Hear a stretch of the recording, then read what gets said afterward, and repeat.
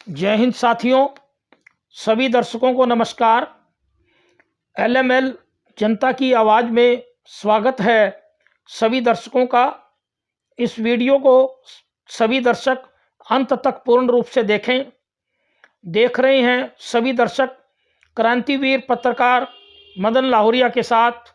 चर्चा बुलंद है कि ज्योतिष विज्ञान और हिंदू धर्म के पाखंड में अंतर समझें।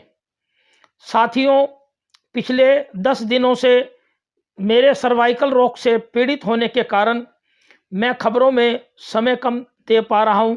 सभी दर्शकों से इसके लिए सहयोग की अपेक्षा रखता हूं।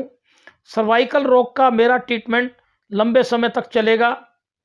ज्योतिष विज्ञान और हिंदू धर्म में फैले बड़े भारी पाखंड के बारे में चर्चा का आज जो विषय मैंने चुना है वो बड़ी गंभीरता से सोच समझकर चुना है। साथियों, पत्रकारिता के नाते पिछले लगभग 20 वर्षों में हमारे देश के मंदिरों में फैले भ्रष्टाचार, हिंदू मठों व आश्रमों में फैले भ्रष्टाचार व देश में बहुत बड़े स्तर पर पाखंडी बाबाओं के फैले हुए जाल की पोल खोलते हुए मेरे कई लेख प्रकाशित हो चुके हैं। सभी दर्शकों के संज्ञान में ला रहा हूं कि पत्रकारिता के ज़मीनी स्तर के अनुभवों के अलावा पिछले लगभग 30 वर्षों से भी ज़्यादा समय से मेरा धर्म व आध्यात्मिक के क्षेत्र से बहुत ही ज़मीनी स्तर से जुड़ाव रहा है। वह हमारे देश के धर्म व अध्यात्म के वास्तविक स्वरूप के बारे में बहुत लंबे समय के मेरे अनुभव हैं।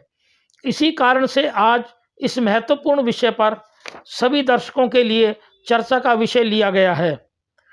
सभी दर्शकों को यह जानकारी देना भी मेरा परम कर्तव्य है कि मैं पिछले लगभग 20 वर्षों से भारत के बहुत ही महान विज्ञान ज्योतिष शास्त्र के क्षेत्र में भी गहरा अनुभव रखते हुए कार्यरत हूँ। पत्रकारिता के साथ साथ ज्योतिष क्षेत्र में भी बड़ी ईमानदारी, लगनशीलता व निर्भीकता से कार्यरत हूँ। ज्योतिष के क्षेत्र में आम साधारण ज्योतिष के अलावा मेडिकल एस्ट्रोलॉजी के माध्यम से गंभीर बीमारियों से संबंधित मामलों में भी जन्मपत्री के आधार पर कार्य करते हुए शरीर को स्वस्थ रखने के लिए सही खानपान व व्यवहार प्रबंधन पर भी कार्य कर रहा हूं। तो साथियों, यहाँ मैं सभी दर्शकों को बताना चाह रहा हूं कि हमारे जो ग्रह नक्षत्र हैं वो हमारे हर पृथ्वी लोक पर हर जीव जंतु, वृक्ष, पौधे, पत्तियों और सभी प्रकार की जातियों पर प्रभाव डालते हैं। मैं पिछले 20-25 वर्ष से पूरी आपकी साइंस के अनुसार, जैसे हमारे इसरो है, नासा है, उस अंतरिक्ष विज्ञान और जो खगोल शास्त्र का विज्ञान है, उस विज्ञान के मुताबिक इस साइंस पर मैं पिछले लगभग 20 वर्षों से कार्य कर रहा हूँ। सामाजिक स्तर पे कार्य कर रहा हूँ और अब तक मैंने करीबन इस पिछले 20 वर्षों में भिन्न भिन्न प्रकार की करीबन 10,000 जन्मपत्रियों पे आधारित और करीबन हज़ारों लोगों के उस पे समस्याओं पर कार्य किया है, जिनके अंदर कैंसर, पैरालिसिस, आपकी स्पाइनल कोड की एक्सीडेंटल, इंसिडेंटल जैसे सभी प्रकार के समस्याओं पर, सभी प्रकार के रोगों पर मैंने गोचर पर आधारित ये कार्य किया। तो आज मैं इस विषय को क्यों चुन रहा हूँ कि हमारे हिंदू धर्म के अंदर जो ये विज्ञान आया था ज्योतिष का, इसको सभी धर्मों ने माना है, परंतु एक बहुत बड़ा दुर्भाग्य है भारत का इस वक्त कि आज कहीं भी सुनने पे लगता है जी हम इस पे तो विश्वास नहीं करते। मैं कोई मेरे कमर्शियल वे से नहीं कह रहा, मेरे पिछले 20 वर्षों के अनुभव हैं, उसी आधार पे कह रहा हूँ कि आज हिंदुस्तान के अंदर उस विज्ञान को तो कोई मानने को तैयार नहीं है। और दूसरी तरफ बाबाओं के यहाँ लाइन लगी हुई है, नेताओं की से और अफसरों से लेकर नेताओं की, आम साधारण जो बड़े बड़े पूंजीपति हैं उनकी लाइन लगी हुई है और वो उल्टे सीधे प्रयोग और लाखों रुपए जो हमारे जो धनाढ्य लोग और नेता लोग और अफसर लोग जो हैं उन बाबाओं के चरणों में झुकाते रहते हैं और लाखों रुपए लुटाते रहते हैं, परंतु ज्योतिष विज्ञान जो असली साइंस है वहां पर कोई सलाह लेने को तैयार नहीं होता। उसमें एक और बात है, कसूर हो सकता है इस बात का भी है कि हमारे ज्योतिष क्षेत्र के में भी जो अधिकांश विद्वान आपका स्वार्थ हेतु और बड़ी बड़ी दुकानदारी खोले बैठे हैं उसके रास्ते में एक और अटकाव है कि यंत्र तंत्र की बहुत बड़ी दुकानदारी खुल गई और धार्मिक नकली सामानों की दुकानदारी खुल गई। तो उसी विषय में आज हम इस चर्चा को बढ़ा रहे हैं। साथियों, अब जरा हम चर्चा कर लेते हैं कि हिंदू धर्म में इतना ज़्यादा पाखंड क्यों बढ़ता जा रहा है। इस बढ़ते हुए पाखंड के बारे में हम विस्तार से चर्चा कर रहे हैं। अब जहां तक सवाल है हमारे धर्म का, तो हमारे वेद शास्त्रों के अनुसार तो धर्म शब्द है, और वो भी धर्म शब्द, जो धर्म शब्द है और वो भी धर्म शब्द मानव के दैनिक जीवन में आने वाले व्यवहार व आचरण में धर्म की उपस्थिति होने के लिए है।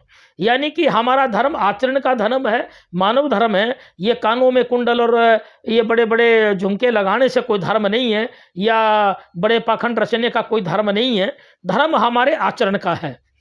हमारे वेद पुराणों का अनुसरण सभी लोगों ने समय समय पर किया है। अगर हम वर्तमान में देश की आज़ादी से पहले का जिक्र करें तो विशेष तौर पर एक बात बहुत ही चौंकाने वाली निकल कर आती है कि भारत की आज़ादी की लड़ाई लड़ने वाले सभी क्रांतिकारी संगठनों में हिंदू, मुस्लिम, सिख, ईसाई व अन्य सभी धर्मों, जातियों व कबीलों के लोग शामिल थे। परंतु उस वक्त देश में एक ऐसा संगठन सन 1925 में बन गया था जो केवल हिंदूवादी कट्टरपंथी सोच इस भारत में पैदा करना चाह रहे थे। आरएसएस और हिंदू महासभा ने ही मिली भगत करके इस भारत देश में आज़ादी से पहले ही अंग्रेजों की मदद करते हुए भारत का बंटवारा हिंदू मुस्लिम आधार पर करवाने की एक गहरी साजिश रची। जबकि देश की आज़ादी से पहले पूरे भारत में हिंदू, मुस्लिम, सिख, ईसाई सभी धर्मों के लोग आपस में बड़े प्यार से रह रहे थे। तो बंधुओं, यह एक कटु सच्चाई है।